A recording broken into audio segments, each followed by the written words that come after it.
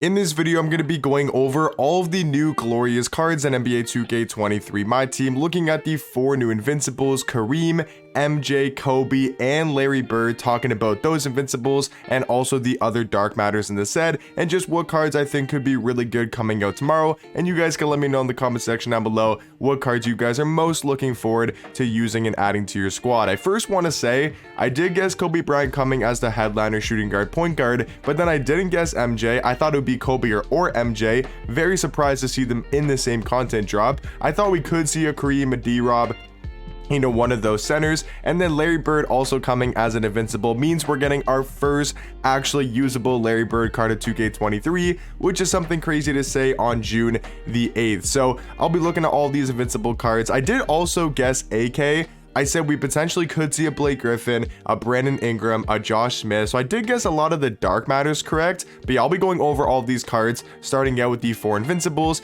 and just seeing what I do think they will look like. So let's start with the 2 headlining Invincibles. At least in my opinion, they're the 2 headliners. MJ, who could play point guard obviously, and Kobe Bryant. So I'll start off here with MJ because he already has a card that is still very elite in the game. Like, this hero MJ is still debatably a top 5 to 10 point guard. Some people might even have him in their top 3. That's how good this MJ card is, like how good he really is. The thing I will say, there's not much they can do except for his stats and his badges, which are already pretty much perfect. So what are they going to do with this MJ card to make him that much better? The only thing I can really think of they can do is just change his upper. That is the only flaw about this card that they can change. Now, if he could become taller, that's also something else that he has a little bit of a flaw. Like if he could be 6'8" or 6'9", that's better. But if we're just talking about stats, badges, animations, the only thing they can really upgrade is, yes, they can give him some more, playmaking badges. Maybe he can get Bailout, maybe he can get Green Machine or Claymore, maybe he can get Rise Up on Hall of Fame, maybe he can get like Chase on Artist on Hoff, but realistically, there's not too much they can do with MJ except for change that upper, because he's got the KPJ base, which is probably the best base in the game. He's got some of the best dribble sigs with the Kyle Lowry size up, the Trey escape. Don't think they need to change any of that. He's got the Trey fade. Defensive tendencies could be better for the contest shot and the block shot, but the only thing they can really change on MJ is his upper, to give him like a Rudy Gay upper, to give him an Oscar Robertson upper, just to give him a different upper in the game that makes his jump shot better. So MJ is exciting because he's going to be an Invincible, but how different is he going to be compared to his hero card? Not 100% sure. Now, talking about the other point guard Invincible in the set, which is going to be Invincible Kobe Bryant. I think a lot of people did expect Kobe to get that Invincible. He'll be 6'6" at point guard, 6'11" wingspan, which is fine for a Kobe card. It's going to be nice to see Kobe get those 20 extra Hoff badges. A little bit more to his defense with his block and his interior defense. Should be a nice upgrade. Also his standing dunk, and a couple badges here and there can definitely be used on Hall of Fame. Now, the big thing for Kobe that I don't expect him to change, I don't expect him to change his jump shot. I think he'll keep the same Kobe base, the same Kobe upper on very quick timing. I could see people complaining a lot on Twitter and then 2K potentially and changing it, after they already dropped him on the database. I could see something like that happening where they release it with the Kobe base, the Kobe upper on very quick timing. People complain a lot on Twitter, and maybe he'll get like the KPJ base and keep the Kobe upper, something like that. I could definitely see happen, but I think his jump shot's fine on very quick timing. I think it's really just his dribble sigs. I think he could definitely use a better size up, whether it's the Steve Francis size up, which is what I kind of predict. Even the Garland, even the Kyle Lowry, there's a ton of size ups that are better than the Kobe. And yeah, there's really not much they can do to this Kobe Bryant card unless they were to change his jump shot and give him something super overpowered. So I'm excited for Kobe and MJ. I do think they'll be some of the best point guards. And now talking about Kareem, going to be the only, kind of center power forward really in the entire set. Everybody else looks to be a small forward or below. Yeah, unless I'm missing somebody, everyone else is like a small forward pretty much. Blake's a small forward, Larry Markkanen's a small forward, Josh Smith is a small forward, AK is a shooting guard. So Kareem's really the only big in the set.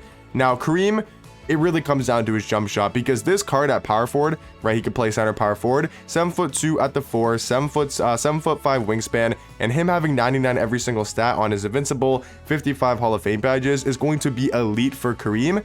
I think it just comes down to his jump shot. Once again, will they change his release? I think they should, to make him one of the best power forwards and one of the best cards, because if he keeps his own jump shot, once again, how are they really going to improve Kareem? I think they got to start changing people's jump shots, you know, like a Kareem, like a Kobe, because if they just give him 99 every single stat, 55 Hall of Fame badges, and maybe give him a couple better dribble sigs, how much better is that Invincible going to be compared to his Bracket Buster Dark Matter version? So I do think they have to change his jump shot to make him actually worth that price tag of being an Invincible. And then the last Invincible in this glorious set is going to be Larry Bird. And like I said at the start of the video, this is the first actually good Larry Bird card in the game.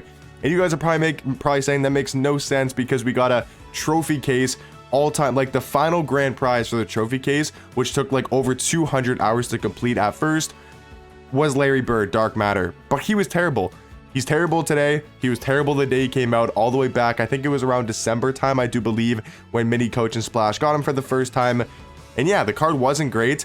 I think he will be nice if he does get his jump shot changed and he does get better dribble sig. So we'll finally see an actually usable Larry Bird, because you looked at this diamond, it was pretty much a copy and paste, you know, sigs and animations wise compared to Larry Bird. So he hasn't had a good card in my team this entire year. So it'll be very interesting to see, you know, what they do with his jump shot, because even if his jump shot's on very quick timing, it's going to be bad. So I do expect them to change his jump shot, give him way better dribble sigs, and I think we could see Larry Bird be a top level small forward on his Invincible. I'm actually pretty excited for Larry Bird. Hopefully 2K redeem themselves for making that Larry Bird Dark Matter from the trophy case is absolutely garbage. But to talk about the couple Dark Matters that I'm really excited for that aren't Invincibles, like I said, I guessed AK.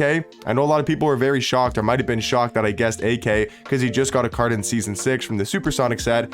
But at him at shooting guard now, 6'9" at the shooting guard position. Once again though, how are they going to improve AK? He's already pretty much perfect stats and badges wise. His jump shot's elite on very quick timing. I guess they could give him a better upper potentially, but he's also got great dribble sig. So how are they really going to improve AK, you know, on his Dark Matter version? It is nice he can play shooting guard. I think it'll be a very similar card, just with more Hall of Fame badges.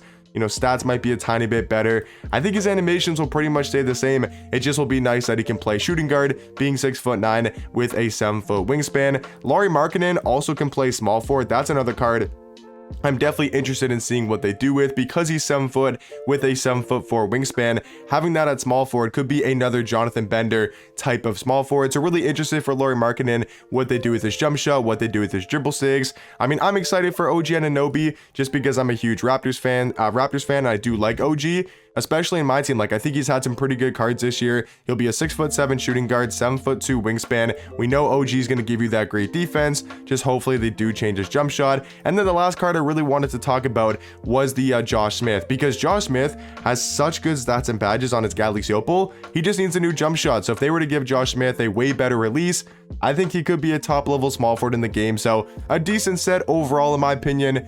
Nothing too crazy, but I do think will be a very good all-around content drop, and excited to see what they do with the jump shots, animations, and all that type of stuff. But let me know in the comment section down below, what do you guys think about the glorious set? Any cards you guys looking forward to? And I'll catch you guys in the next one. Peace.